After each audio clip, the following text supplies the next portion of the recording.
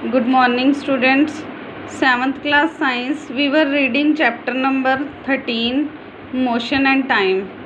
Today we will read our next topic, simple pendulum.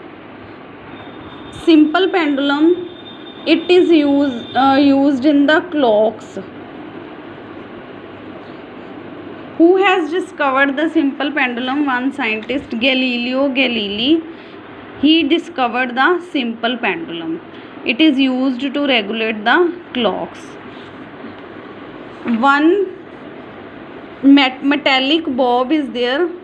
One metallic ball.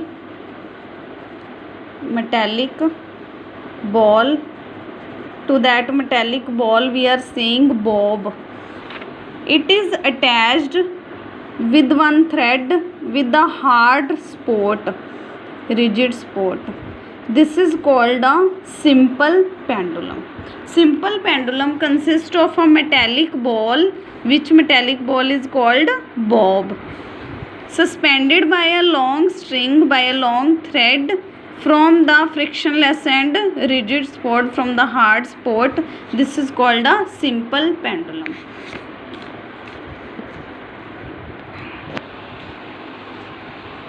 This position is called rest position, which is the central position when it is at rest. This is called rest position or mean position of the pendulum.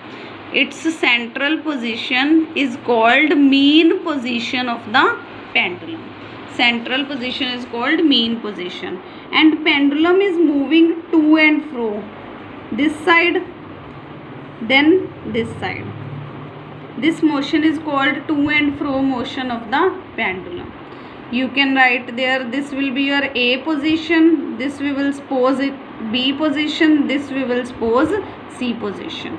Distance between A and B and A and C, that both are same. And how much height it can attain, means how much distance it can move on either side, that is called the amplitude of the pendulum. This is called the amplitude of the pendulum, means distance between A to B, its movement, that is called the amplitude of the pendulum. These both positions, like B position or C position, that both positions are called extreme position. This is the mean position. B position and C position, that both are called extreme position.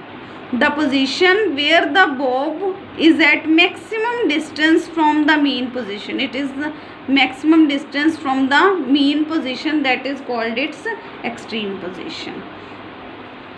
And what is one oscillation? Only you will learn the definitions of these. What is one oscillation? Like pendulum will start from B. It will go firstly B to A, then to C, means to B to C, then again it will come from C to B. This is called one oscillation, one complete oscillation. It is starting from B, firstly it will go from B to C, then again from C to B at the same point. This is called its one oscillation. And what is amplitude? The maximum displacement of the bob on either side, like a distance between the A to B or A to C. This is called its amplitude. And time taken by the bob of the pendulum to complete one oscillation. In how much time it is completing one oscillation, that is called the time period of the pendulum. It is called the time period of a pendulum or time period of a oscillation. And time period we are denoting it by T. Means firstly it is going from B to C, then from C to B again. In how much time it is completing its one oscillation, that is called the time period of the pendulum. Thank you.